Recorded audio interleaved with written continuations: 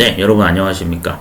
2024년 8월달 현재 기준으로 해서 좀 상담 사례가 좀 진행된 게 있어서 내용 정보 공유차 영상 업로드를 합니다.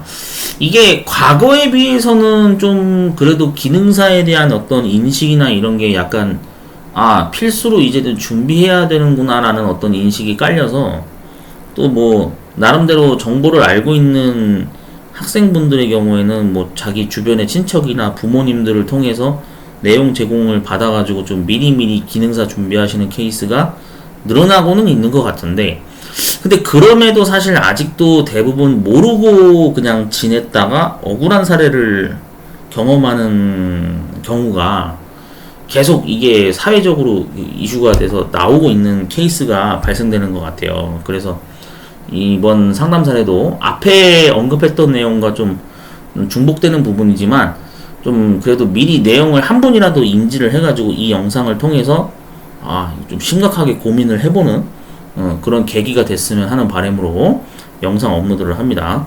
자, 어떤 사례가 있었냐면은 공군 기술병과로 내가 입대를 해야 됩니다 라고 하시는 분이 있었어요. 자기가 기능사를 준비 중인데 지금 3수 중이래요. 아마 정보처리 기능사를 준비하고 있는 것 같아요. 근데 대학교는 지금 재학 중인 상태로 이제 이 기능사를 계속 탈락하니까 입대 연기를 계속 하고 있는 상황이라고 하거든요. 일단 가장 큰 빨간불이죠. 이게 적신호죠, 적신호. 왜냐면은 입대 연기를 무한정 계속 할 수는 없거든요. 제가 알기로. 보통 일단은 그 공군 기술병과 입대를 하기 위해서는 이 기능사 비중이 상당히 많은 점수 비중을 차지하고 있는 걸로 알고 있는데, 만약에 그 이상 시험 준비를 뭐 2번, 3번 더 해봐서 안 되면은 어쩔 수 없이 공군 말고 그냥 뭐 육군이나 뭐 그런 걸로 가야겠죠. 예, 영장 나오는 거 기다려야 되는 상황이니까 점점 이제 지금 타임 리미트에 지금 빠진 상황인데, 그래서 이게 이런 사례를 통해서 제가 이제 꼭 항상 그 얘기하는 게 있어요. 그러면은 중학교, 고등학교 때 준비를 왜 못했느냐 물어보면은 답을 하는 게 이렇게 답을 하더라고요. 6년이죠. 중학교 3년, 고등학교 3년 재학기간. 해당 기간 동안 기능사를 미리 준비하지 않은 게 가장 큰 타격을 받은 사례라고 봐야 되거든요. 이런 케이스가. 그럼 입시학원 다니느라고 기능사 준비할 여유가 없었다, 이렇게 얘기를 하시더라고요. 저는 솔직히 개인적으로 생각하는 게 이거는 핑계라고 생각했어요. 그거는 좀 핑계 아닌가요? 제가 그렇게 얘기했습니다. 좀 약간 직설적으로 얘기해서 좀 약간 기분 나쁠 수도 있겠지만, 그래도 현실적으로 얘기하자면 왜 이게 핑계라고 저는 생각을 하냐면, 국어, 영어, 수학하고 막 여러 개 다니겠죠. 근데 생각해보세요. 입시학원 한 개를 캔슬하거나 잠깐 쉬고 여유가 되는 뭐 방학기간이나 뭐 이런 그 시간을 이용해가지고 기능사 준비 시간으로 이거를 투자를 했다고 하면 얼마든지 저는 기능사 준비가 가능했을 것이라고 전 예상을 하는 편이거든요. 저는 그렇게 생각을 하는데, 왜냐면은 여기 있는 거 캔슬을 하기가 그게 그렇게 힘들다고요? 저는 그건 아니라고 생각합니다. 이거는 애초에 그러니까 계획을 잘못 세운 거예요. 물론 어느 게 더 중요하냐 그 비중을 두는 거는 개인 간의 어떤 격차가 있고 어떤 개인의 생각에 따라 뭐 선택의 자유니까 뭐 그런 편차가 있을 수는 있겠으나, 입시학원 3개 중에 하나 정도는 취소할 수 있잖아요. 이 중에 가장 좀 비중이 적은 걸 하나 취소하고 그 빈자리의 여유 시간을 기능사 준비하는 시간으로 좀 투자하면 되지 않을까? 그런 생각을 해야 되는 게 맞지 않나요? 예? 저는 이러면 얼마든지 이게 조건이 가능하다고 전 그렇게 생각을 하는데, 근데 이런 거를 고민을 안 하시더라고요. 이런 케이스가 이게 계속 나오고 있어요. 사실 뭐 제가 이런 상담 사례를 한 번만 언급한 게 아니라 과거에 여러 번 영상을 제가 업로드하면서 강조했던 부분인데, 고등학교 졸업 전에 기능사를 최소 1개 종목은 준비해서 취득을 해서 갖고 있는 게 좋다라고 저는 항상 제가 강조하는 영상을 여러 번 올렸거든요. 제 영상을 아마 보신 분들은 공감을 하실 거예요. 그래가지고 위와 같은 사례가 이제 발생되지 않도록 학생이나 또는 학부모님이 이거는 관심을 가져야 됩니다.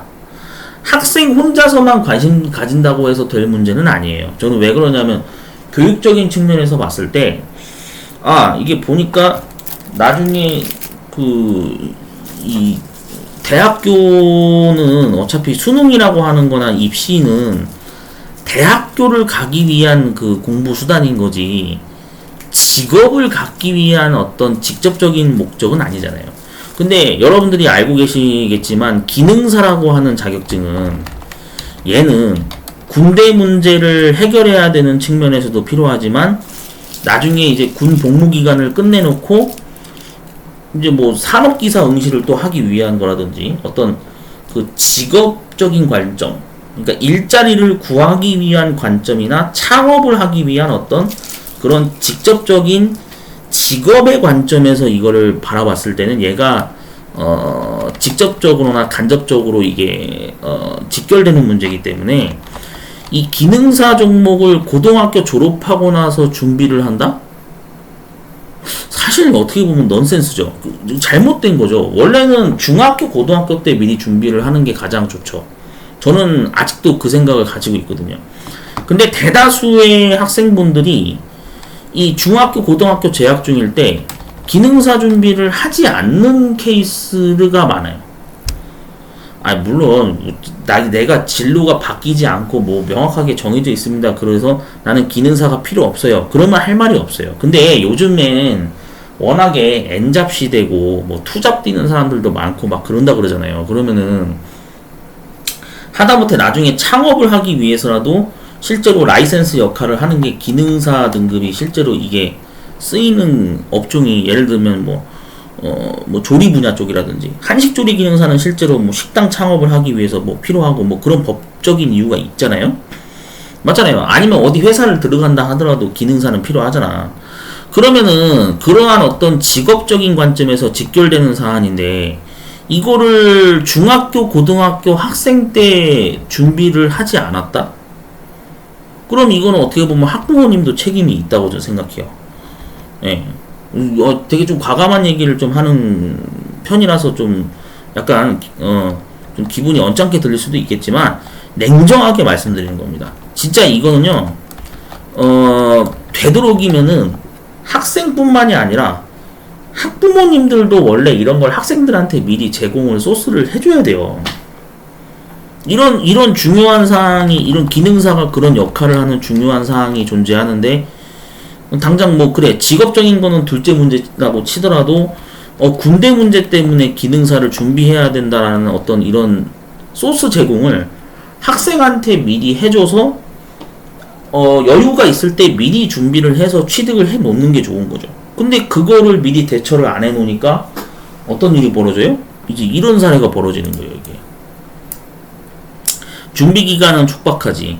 입대 연기는 계속 할 수가 없는 상황이지. 입대 연기 몇 번 하고 나면 이제 더 이상 연기 안 될 거예요. 제가 알기로. 그런 규정도 있는 걸로 알고 있는데. 그러니까 계획이라는 거를 여러분들이 세울 때 이게 중요한 게 뭐냐면 적시적소의 그 시기에 맞는 최소한 본인이 생각했을 때 이 기능사 이거 미리 준비해두는 게 좋을 것 같은데 약간 그런 생각을 가질 수 있는 타이밍을 갖춰야 된다는 얘기입니다. 이거를 만들어주는 거는 학생 본인 스스로가 할 수가 없어요. 이거 학부모님들이 도와주셔야 돼.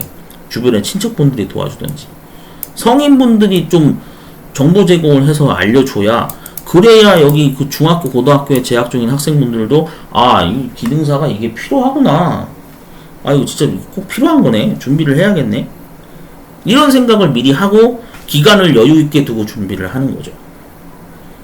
저는 그렇게 생각하거든요. 그래서 이거는 정보의 부재 현상으로 인해서 발생되는 가장 큰 대형 사고라고 저는 생각을 합니다. 이런 케이스의 상담 문의가 이게 한 2달에 한 번꼴로 계속 오는 것 같아요. 되게 자주 와요. 이 정도면 되게 자주 오는 편이거든요.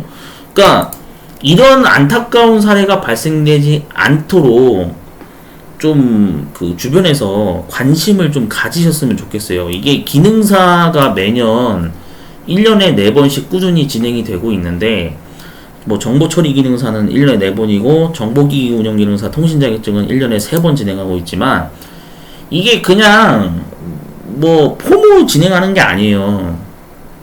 국가에서 매번 정기적으로 이렇게 꾸준히 국가기술 자격시험을 시행하는 이유는 미리미리 준비를 해서 향후에 내가 어떤 그 일정이나 어떤 진로 문제나 이런 거를 설계하고 이행을 할 때 적시적소에 그 필요한 자격증을 그때그때마다 활용을 해야 된단 말이죠. 단순히 보면 군대 문제만 보면 그냥 이걸로 일회성으로 이게 끝나는 게 아니에요. 여러분들이 명심하셔야 되는 게 기능사 취득하고 나서 이거 일회성으로 그냥 한 번 쓰고 버리는 게 아니에요.